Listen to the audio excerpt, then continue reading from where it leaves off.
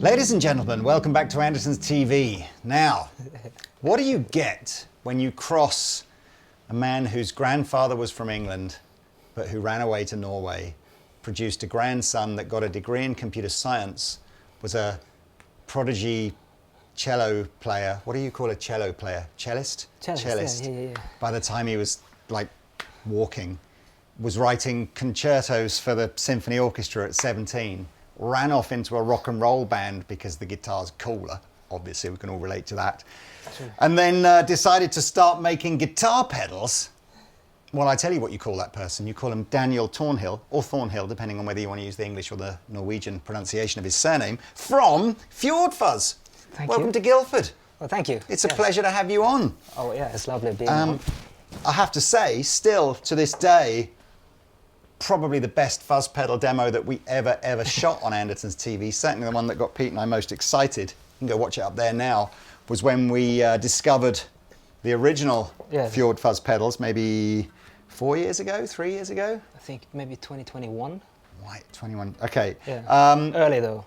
So, look, we were chatting over lunch. You have an unusual, or do you have an unusual background for a pedal designer? I don't know, but you certainly had a colourful life, right? Yeah, I don't know what is a usual background for a pedal builder. I don't know how anyone ends up doing this, but I'm very lucky to having become what I am. And my situation is, I think I'm probably the most fortunate and lucky and happy person that I know. It's such a Norwegian thing to say, that, isn't it? Well, look, it's great to have you on. I'm a big fan. Do you say I've got a Berserker on my board? No, you have an Odin. I have an Odin on my board. Version 2. Which is the Fuzz octave pedal that I've had on the board for maybe 6 months now, and I think is a killer sounding pedal. If you guys want to find out about perhaps some more of the older pedals, again, links below to previous videos, or go and visit the Fjord Fuzz site. But you've got 2 new pedals today to talk about with us, right? Yeah. These 2 in my hands are the same as the 2 plugged in. Right. Tell us, what have you brought with you from your bag of goodies? Well, first off, I think I sent these out a little while ago, but I don't think you've had the time to make any video material on it yet, and I thought it was appropriate for us to just do it together. Sure. And it's called Hedda, named after my youngest daughter, and it's a fuzz pedal with a feedback loop and a bias control, and it's really fun. The other one is Fjord Fuzz's first foray into digital signal processing. DSP is a dirty word, but we love it. Yeah. And it's a delay pedal and a chorus pedal and a flanger. And essentially it takes everything you could do with an old reel-to-reel tape deck and then squeezing every feature of that into like a little pedal. And I've made sure to add to it different exciting ways to control the parameters. So there's an expression input, and there's also a random modulation circuit that will add to it the feeling of something going wrong with the reel-to-reel tape deck. And so, yeah, I think that's quite exciting. Where did the fascination for fuzz pedals come from? Because if I remember rightly, the first video that we did of Fjord Fuzz pedals, I guess the clue's in the name, right? Fjord Fuzz. Yeah. I think you sent 5 pedals.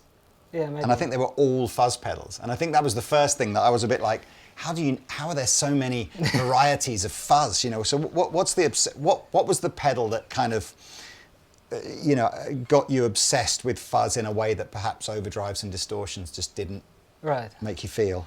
Well, I grew up playing pedals the way that most of us did, where you would have stacked drive sections. So maybe you would have a tube screamer and a blues driver or something else, and you'd use one as a boost and the other as an overdrive, and then you'd stack them together to get distortion.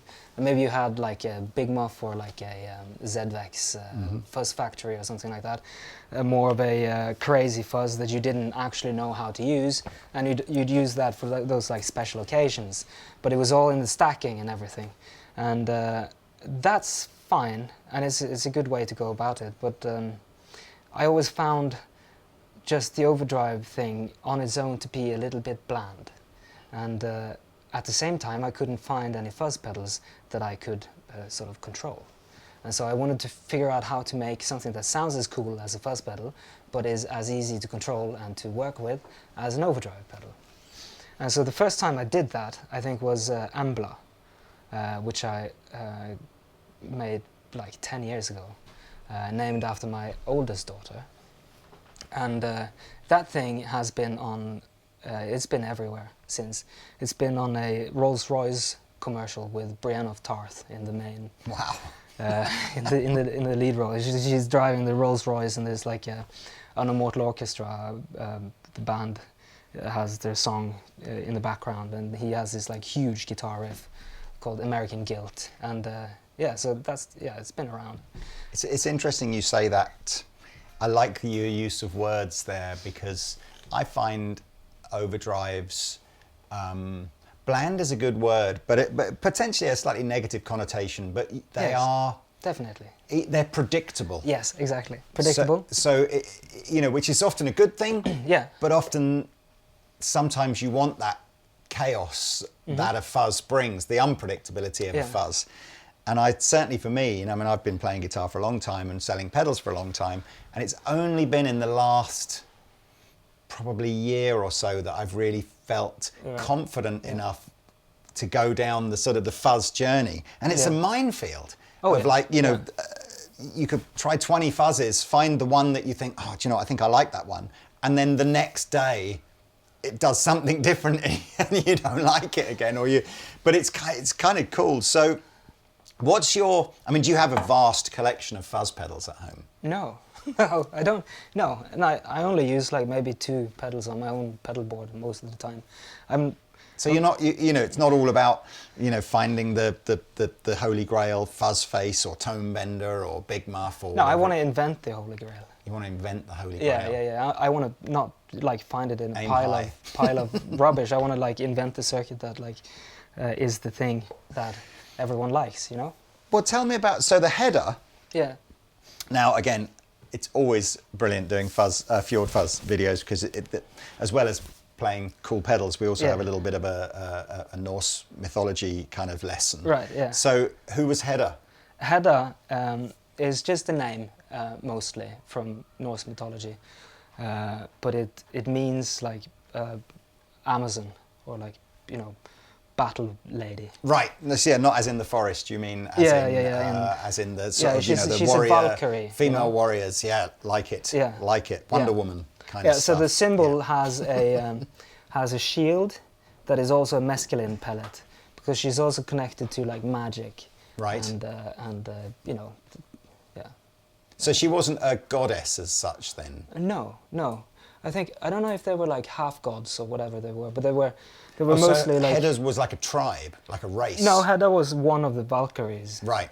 Yeah, and so she had like supernatural abilities, but I don't know if she was like a purebred god. I love these conversations. Okay, so what have you built into the Hedda then? Because it's a standard in and out, so no expression control. No. Big knob and small knob and 2 switches. So what are we doing here? Yeah, well, okay, so Hedda is the next step in the evolution towards like what I think of as the perfect fuzz, which is, in all honesty, just like basically a fuzz face. But you can say that, and you can go online and you can read about that, and people will say, oh, another fuzz face, they all sound the same. And you'll also find someone saying, change only one component and it sounds completely different. And there's an incongruence there, because only one of those statements can be true at the same time. But this is probably the closest I've ever come to a true original fuzz face circuit. However, not a single part within it was in the actual real schematic, so it's still quite far off. It has an external bias control and a feedback loop switch. I think we should show more of that later, but maybe... No, let's do it now, and we can 100%. Well, Yeah. So what I'm going for with this... We better, sorry to interrupt there, Daniel, sorry. but we should say as well, you've bought a guitar, and I don't think we've ever had on the show before, and it's kind of unusual, right? Just so tell us a little bit about this and why you like it. Yeah, so yeah, I'm very particular about all the stuff that I do, and this is a 1957 Fender Music Master. It has one pickup, and it's the neck pickup, which is the only pickup I'll ever use. I don't use a bridge pickup, and there's like this and maybe one other guitar in the world that has a single neck pickup. It also has a super short scale, but it's wide and thick. What is that, like 22 and something inch? 22 and a half. 22 and a half inch scaling. Yeah. So it's a real sort of, student guitar really, isn't it? Oh yeah, definitely. From Fender's early days. Yeah, however, it's really wide at the nut, so it doesn't feel like a kid's guitar. Yeah, I agree. It's very traditional feeling up here, isn't it? Just very compact. Yeah, and it has like a chunky. I mean, you can see the transition from the connection point to the body, and the neck itself is like just like parallel. There's like no swoop in. This is really thick, so that's not very kid friendly. And you've strung this with like regular 9-gauge strings, yeah. so it's and I tuned it down too. Oh, is it in E flat or something? Yeah. So it's like there's very little tension in this guitar. Imagine like, I suppose, something like a Jaguar, but even more twangy sounding. That's the kind of vibe we've got here. Exactly. It's like having a wild lynx in your lap. And it you can do like fifth bends, but you can also do like, as you play, you can do like these like little micro bends. So you can always like play it into tune, even if it goes a little bit out. So that's really exciting. And that we've just got plugged into our Friedman Little Sister. Yeah. That sounds amazing. So yeah, I think Hedda is like the next step, going from the sort of family tree that started with Embla, which was something that I wanted to do to make a very usable and useful and user-friendly pedal for myself, for my own band. And this is the like maybe 7th iteration of that. Before that you had Berserk, you had Odin before that, then you had Berserk 2, and then you had Kvasir, which I don't think I ever promoted in a way that people understood what that thing did. So that's discontinued now. It is easy to misunderstand what your pedals do, as you never write on them what anything actually does. Yeah, exactly. So it's just as well you're here today to tell us. Yeah, well, it should be a bit mysterious. But yeah, you want to hear it, yeah? Yes. Okay.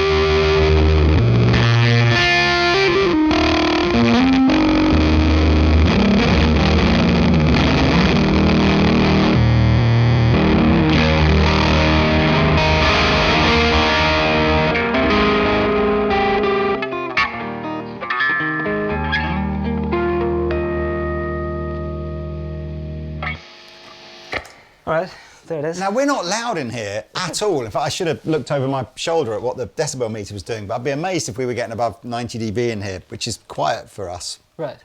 And yet, the range of dynamics that you're getting on the volume control there is insane, and particularly when the guitar's full up, that sense that the amp is about to explode, and that kind of crazy compression and everything, except, of course, an unbelievably controlled volume in here. Yeah.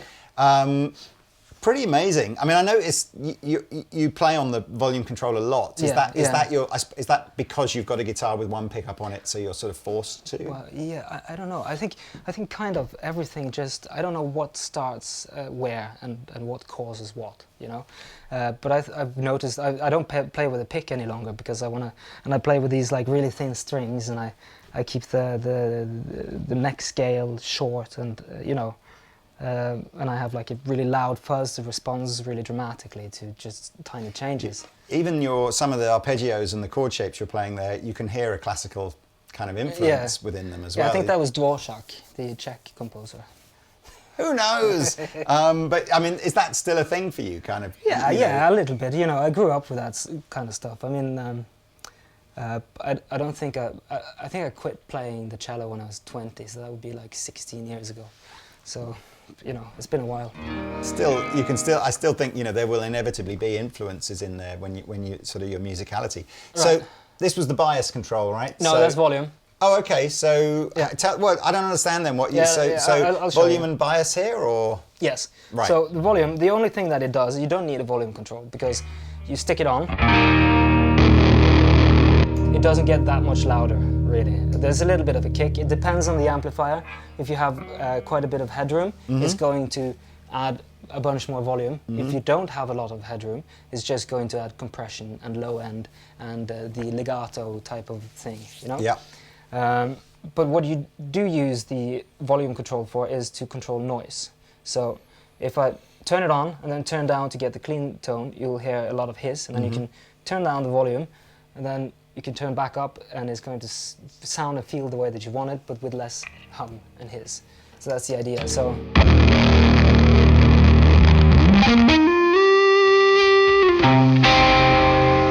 that's quite dramatic. Just get rid of some of that, right? It's quite a dramatic change, and you don't need the remaining, unless you do. But if you don't, you can just turn it down a bit, and you still have.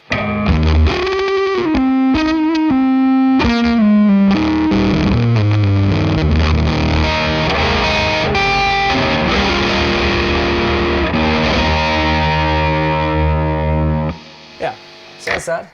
And then we have the bias control.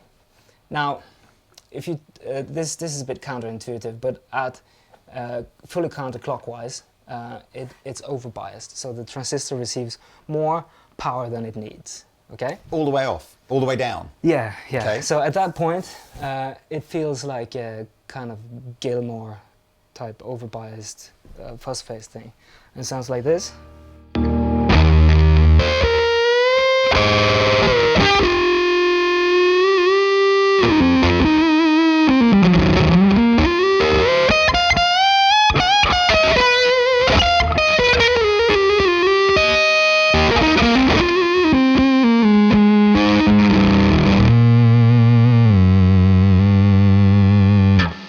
It's like a sine wave almost, isn't it? Just okay. Yeah.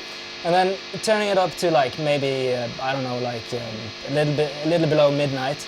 You're more in a Jimmy territory, so you have the.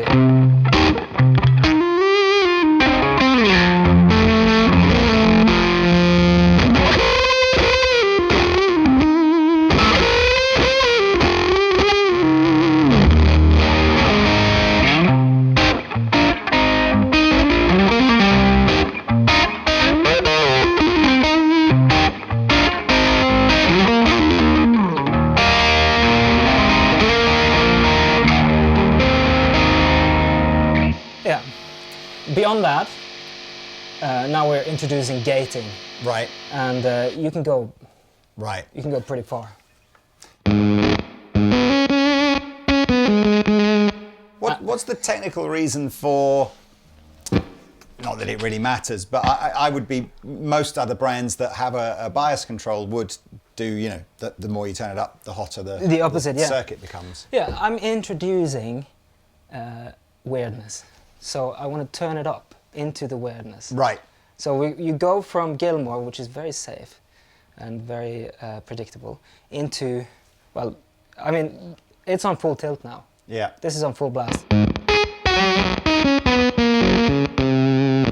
It's such a great sound. Yeah. I mean, I must admit, I kind of, Josh Smith, I think, plays beautiful, fine, sort of gated fuzz sounds. But like Gary Clark Jr., I think, is another one that's just maybe a little bit more mainstream. Yeah. But again, really works that gated fuzz kind of tone. I mean, it might be a bit extreme like that, but you know, you can kind of round about 3/4 of the way up. It's pretty usable. Yeah, but you could do like, you can make it sound a bit like a horn. Turn down the tone control.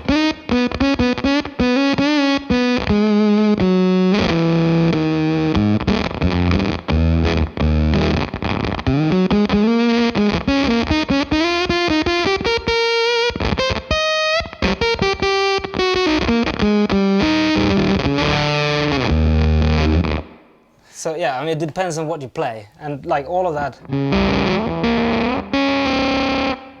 I mean, there's use for that stuff. I mean, I always want my controls to go a little bit further than what's actually useful. See where people will go with it. Yeah, because for some people, that's those like remaining 5%. That's what they're going for. 100%. Yeah. And the secondary switch on here, then, what is that doing? Yeah, I kind of need my foot, but I mean, you can.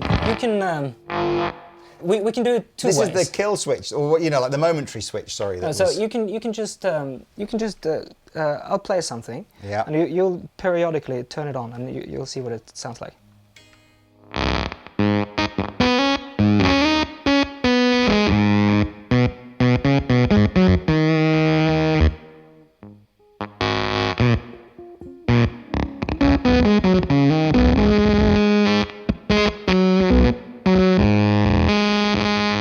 Is this a treble thing? Is it just taking all the treble away when I press it in? Or? Now, let's do it like this.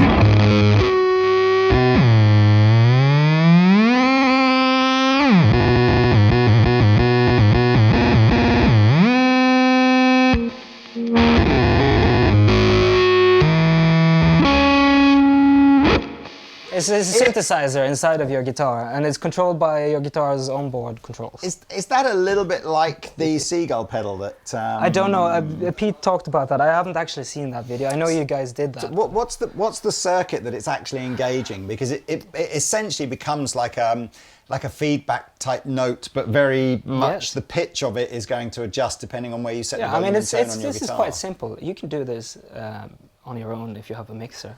All you do is you take the output and then send it back into the input, and that's it. So you're just creating a loop, essentially. Yeah.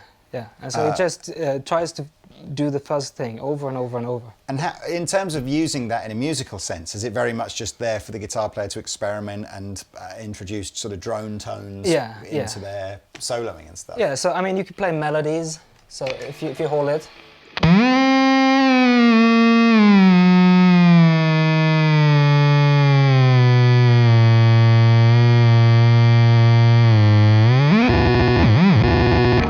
So yeah, or just for like squeal, so I do like a rip.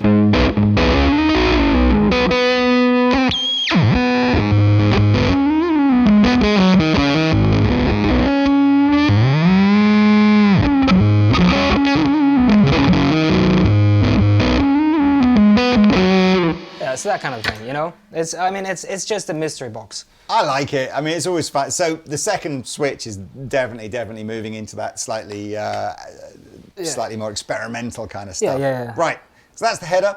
What fuzzes are still in the catalogue then if people want something that's maybe a bit more conventional? I understand that this is getting confusing because it changes. But okay, so we have Berserk. Yeah. I think you have one of those here. So that's what... that's not what you have. No, sorry. So this is the Berserk, right? Yes. Okay, and that's... This is the People's Fuzz.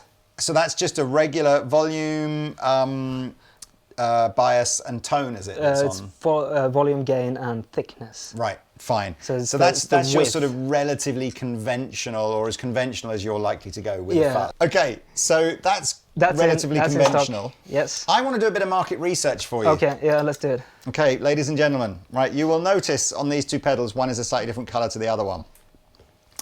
This one is the original copper sort of plated fascia that was on the pedal, which I love. But you were saying that you would get complaints from people. They would buy a pedal and it would arrive with a little bit of tarnishing on it because... Well, sometimes quite a lot, actually. Yeah, okay. So it would arrive tarnished, maybe condensation might do that. Or if perhaps it had been on display in a shop and someone had touched it with a fingerprint like that. Anyway, so you decided not to supply that anymore and go with a gold-plated version of it instead because gold is non-corrosive. Exactly, so it's always going to arrive basically looking how it did on the day it was made. So which do you prefer? Comment below. Copper, but you know, potentially looking a bit lived in, or gold, new and shiny? Because I got to say, I like the copper. Right. I'm just throwing it out there. Yeah. Let's. I don't think there's a what people tonal say. thing, is there? I don't think we're not sort of suggesting that one sounds. So. I mean, copper is more conductive than gold, so maybe maybe there's a more secure ground. But we're talking in the millivolts, or maybe in the microvolts. Eric Johnson, what's your opinion? We need to know. Anyway, Yeah. there we are. Bit of market research below. We'll find out. And maybe, I don't know, maybe if enough of you vote for it, copper will make a return. Yeah, I'm ready. Anyway, so what happened to the Odin then? So is the Odin not available anymore? Odin is available, yeah. It is. But, it's and that's now, what I've got, right? That's what you have. So like a Mark II version of an Right, Odin. yeah, because the first one had internal trim pots for the different... I mean, there's actually two separate fuzzes in there.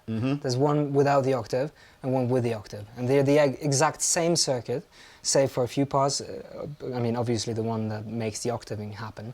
But mostly when you see these things where you can like punch in the octave, it'll be on the same circuit. And what happens then is the diodes responsible for doing the octaving need to kind of charge up a little bit of current before they pass the signal. So every time you step on it, it's going to take a little time for the octaving to start happening. So, Okay. and that can be cool, and it can also be really frustrating for it to always kind of swell into its octave mode. So I've noticed that my version of this has got two additional controls on it, whereas the first one was this just like a volume bias type thing? No, this is wasn't it? just volume. Just volume. Yeah, and you had So internal trimmers for the gain, Right. and so I just externalized those. Yeah.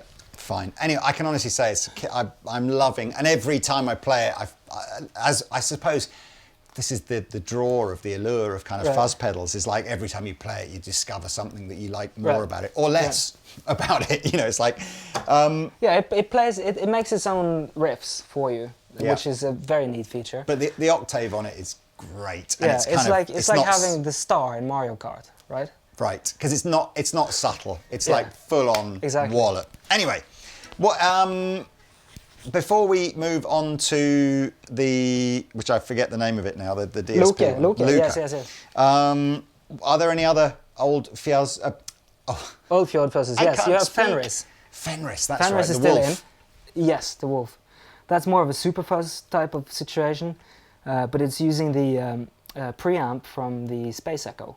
Cool. Which people don't know, but it's pretty fun. And I also kind of took the filter section from the Super Fuzz and just spread it into controls, so you can adjust how hard it cuts and where it cuts. So that means you have a super flexible EQ stack. Right. Well, look, as I said, all those pedals will be available on old Andertons videos. You can go and watch those. So now I'm going to... This is Loki in westernized Norse mythology, isn't it? And you call it Luca. Loke. Okay, so this is the naughty god. Yes.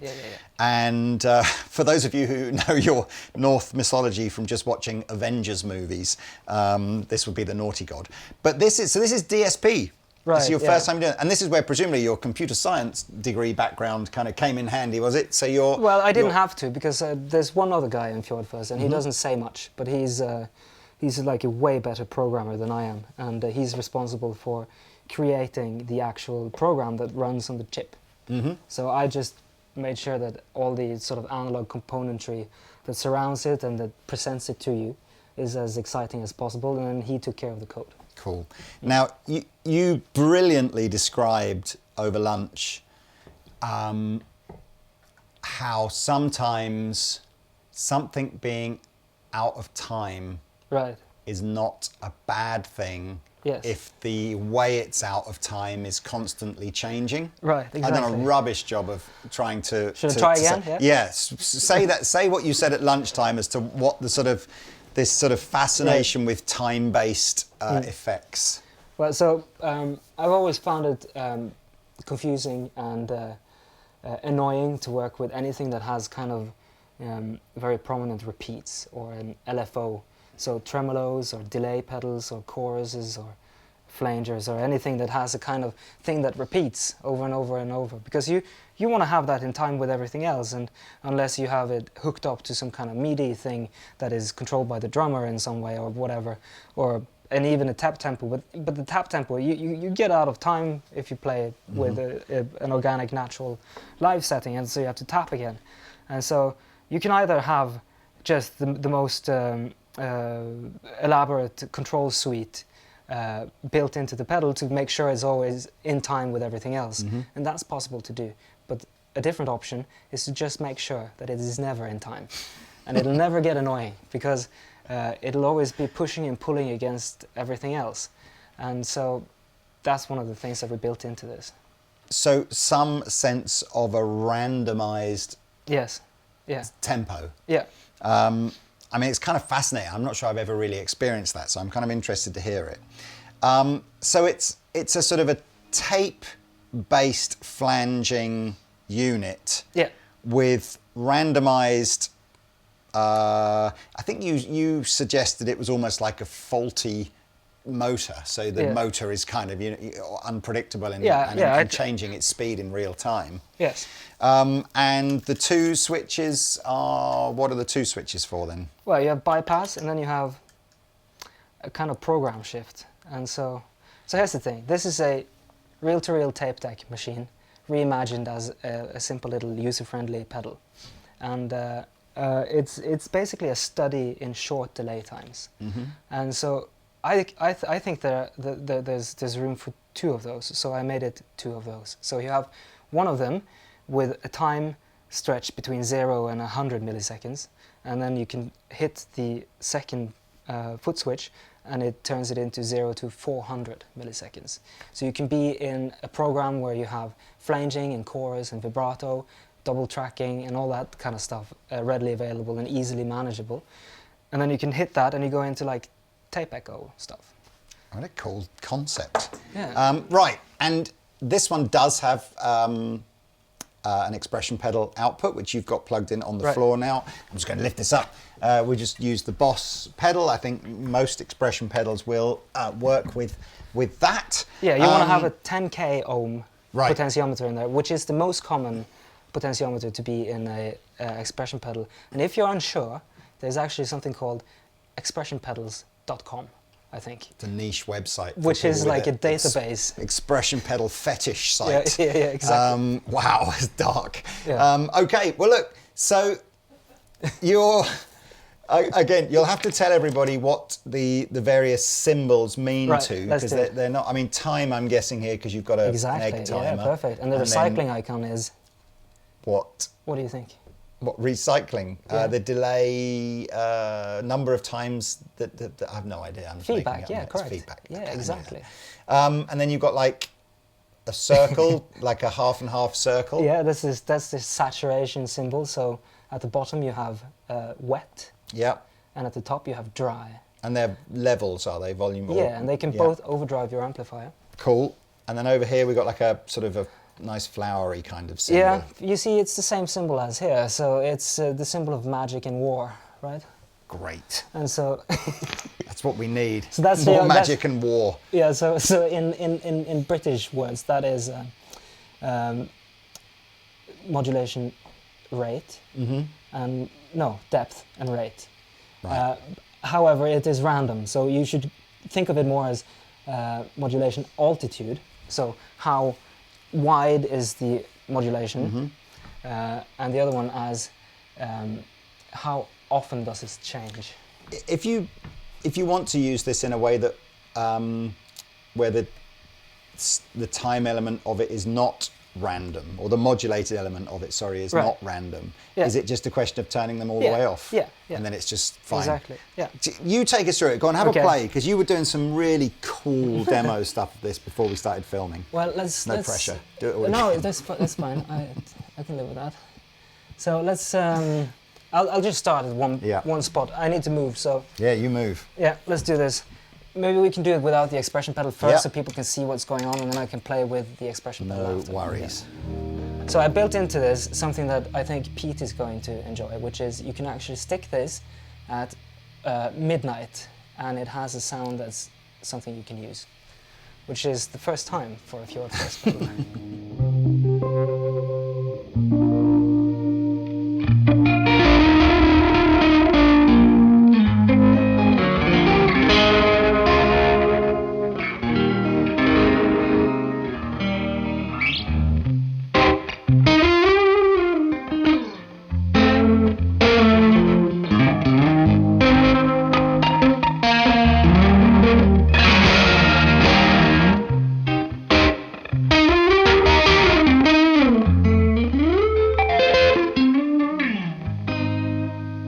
Yeah, so that's your chorus, right? Can you just? I'm trying to hear this randomness. Yeah. I thought the pedal would be more difficult to use in a sort of a Yeah. mainstream way, but it doesn't sound like it yet. It No, just sounds like no. a nice modulated kind of a slapback kind of vibe there, or Right. double track kind of vibe. So have I sort of misunderstood how the randomness of it works? No, I mean, we can take the knobs surrounding the symbol of war and magic and turn them up. Right, so that's what we've got to do. You've got to turn them up more, have we, to get more And you extreme. can get as crazy as you like. I mean,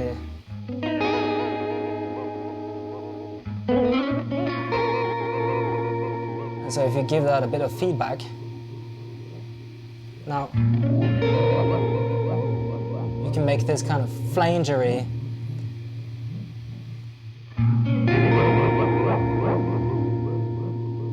Turn it in the background.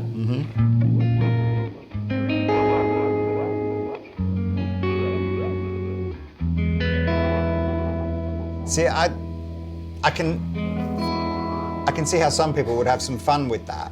Yeah. But I think what I was pleasantly surprised Right. with how normal is the wrong word, but I suppose Conventional. yeah, conventional, but conventional, No, but in a way that's still kind of a little bit different. Yeah, but- user friendly. Yes. Yeah, yeah. All right, so so at the moment you're in this 100 millisecond delay, 0 to 100 millisecond delay. So it's very much about modulations Yes. and a sort of a double track sort of fat control. Yeah. Is it? Oh, I see. There Okay, you there you go. go. Now we're.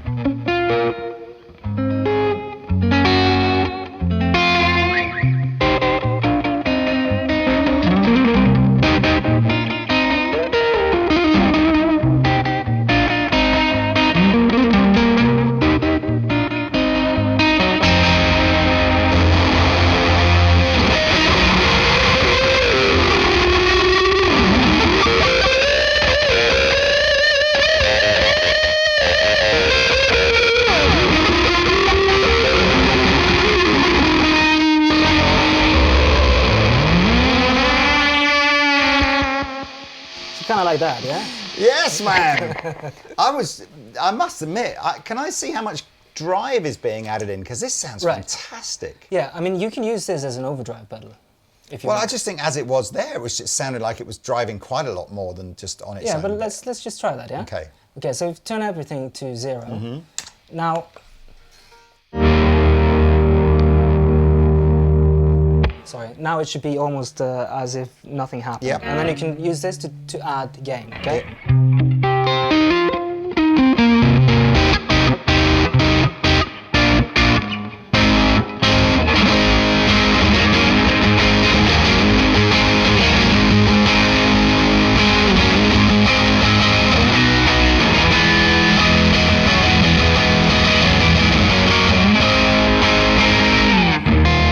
It's very much like using one of those old, preamps from a tape machine. So it's not really chucking. Well, it's hard to tell because we've got a little bit of gain on the amplifier anyway. But Yes. you can hear that bottom end coming in, can't you? That sense of it's a thicker, fuller sound. I mean, I would love to just try and. I'm just going to, whilst you're sort of riffing away. Yeah, that's it.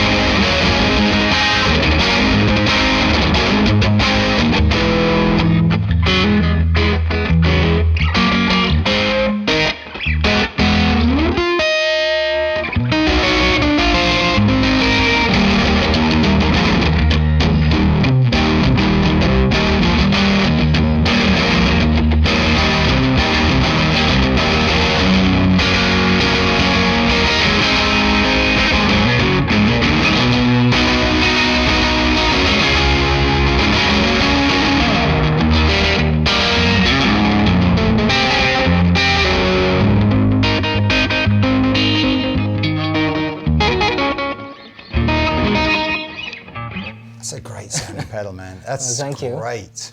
So- Can you show us how the expression Yeah, pedal let's do works? that. Okay. Yeah, you have it. So the expression pedal works, I think, if you want to do the... what I wanted... The first thing that this came from was I wanted to recreate the old studio tape flange, thumb on the tape trick that the Beatles did, right? And everything else was... I know that that's a very niche idea, so we just built a delay pedal on top of that idea. But essentially that's what I was going for. And to get that, you want to have a little bit of feedback. You want to stick it in the regular, you don't have to, but you might want to stick it in the short delay mode, so all white LEDs. And then turn the random modulation off. Because it has an impact in how well the flanging happens. And so you can do like this. Let's try it.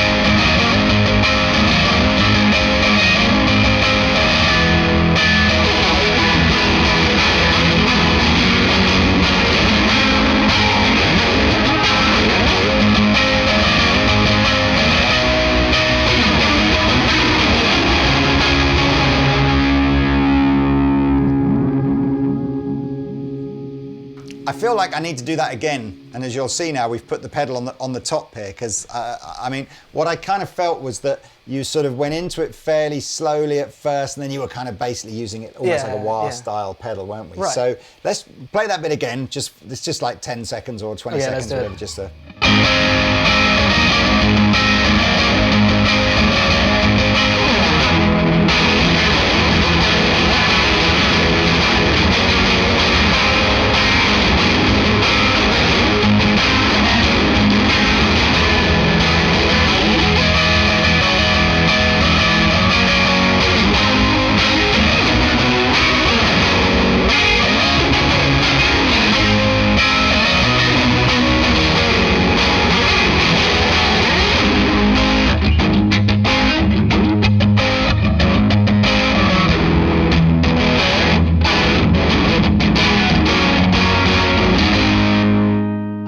I see what you mean. You're only really getting a sense that something's happening while the pedal is moving, Right. aren't you? As, Yes. soon as you stop the pedal moving, almost regardless of what position it's in, the signal kind of normalizes. Yeah. So you need that. Yeah, it's absolutely not like using a wah-wah, and it probably was a better demo when Daniel had it on the floor and he was doing it. But at least you can see what it was doing. So tell me a bit, again, you're sort of, I think if you're a guitar player and you sort of share this ethos that you obviously have. You're a guitar player looking for something unpredictable, some sense of chaos. I don't know what.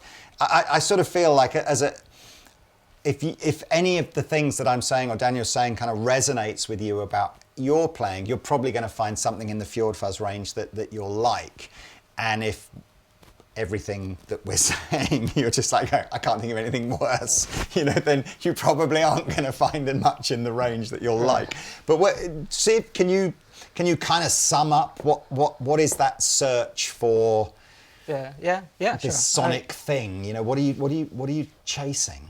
But yeah, well, I'm working on a few different parallel concepts that all come together, not necessarily all at the same time in one pedal, but one thing that I'm always looking for is I want the thing to get out of my way, and so I don't want it to be an obstacle as I'm trying to get something out of the instrument and through the speakers and into the ears of the listener.